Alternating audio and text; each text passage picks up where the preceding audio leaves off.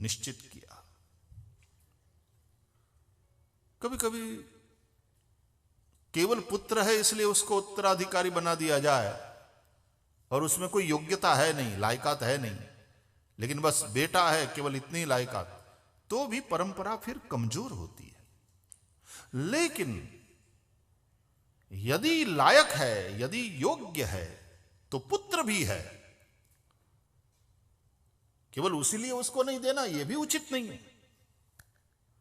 हमारे यहां भारत में राजनीति में कोई कहते हैं कि वो तो वंशानुगत राजनीति है, और फिर हां, यदि कोई बेटा उत्तराधिकारी बनने के योग्य है, सुपात्र है, तो जरूर बने, क्योंकि वो किसी नेता का बेटा है, उसी के चलते उसको अवसर नहीं मिलना चाहिए, ऐसा भी नहीं होना चाहिए। एक नागरिक के रूप में उसके साथ वो अन्याय होगा।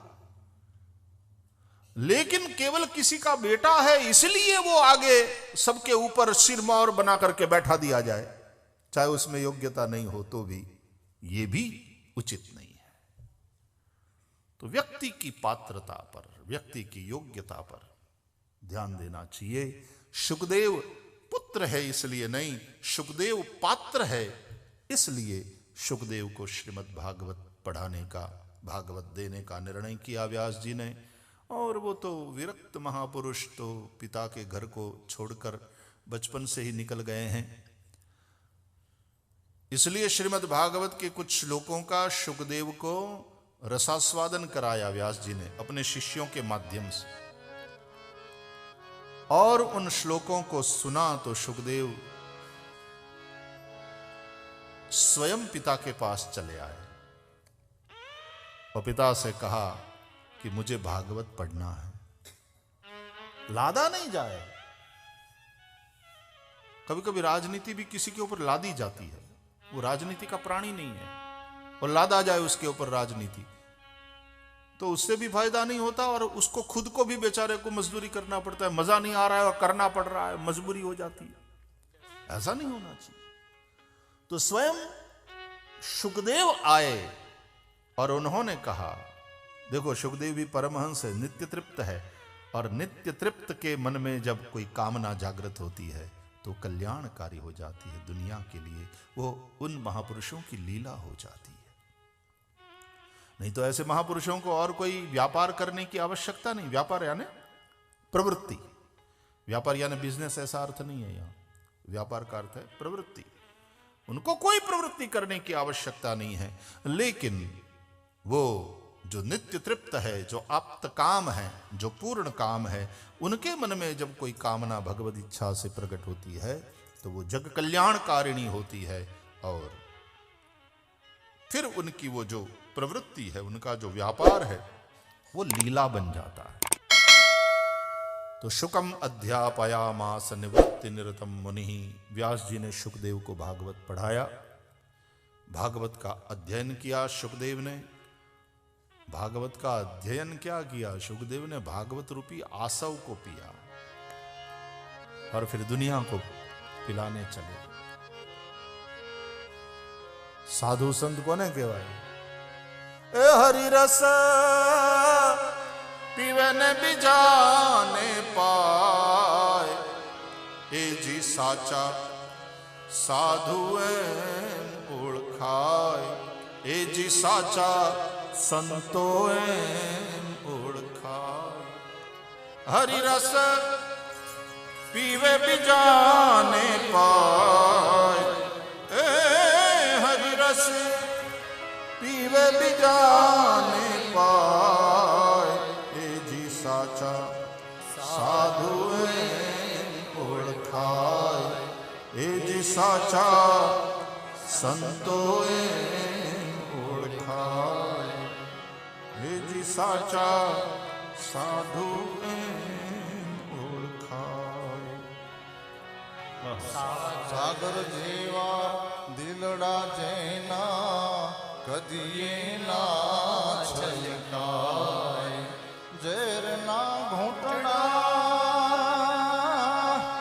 जीरवी जाने, जेर ना घोटना जीरवी जाने, અને અમૃત બીજાને પાય એ જી સાચા સાધુ એમ ઓળખાય એ જી સાચા સંતો સોના જેવા શુદ્ધ છતાં એ અગ્નિમાં હોમાય સોના જેવા શુદ્ધ છતાં એ અગ્નિમાં હોમાય કસોટીને ટાણે ઓછા ન ઉતરે કસોટીને ટાણે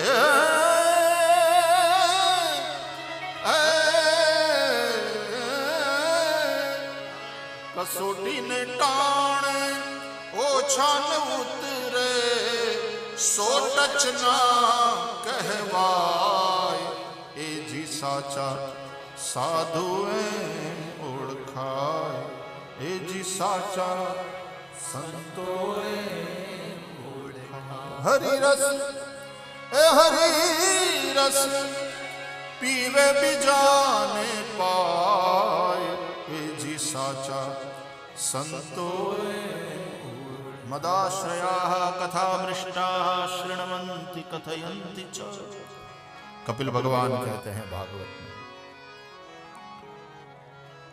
तो न केवल सुखदेव ने पिया और खुद ही मौज ले लिए, अब दुनिया को पिलाने चले। હવે જેને તેને કહેવાય નહીં, કીધા વિના રહેવાય નહીં, ત્યારે કોઈ સુપાત્ર મળવું જોઈએ જ્યાં માણસ પોતાની જાતને ઠલવી શકે।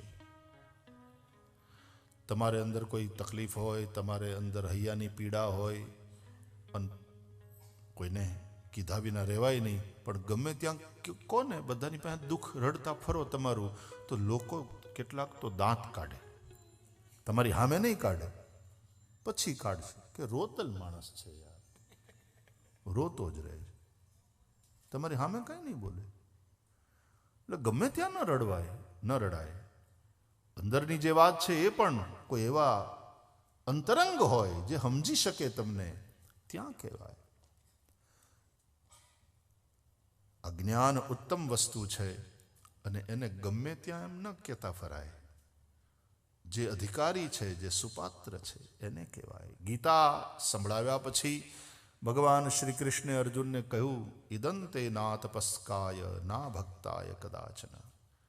જે તપસ્વી નથી, જે ભક્ત નથી, એની આગળ ગીતાનું આ જ્ઞાન ન કહીશ, કારણ કે એ કિંમત જ નથી સમજતો, એને નહીં સમજાય।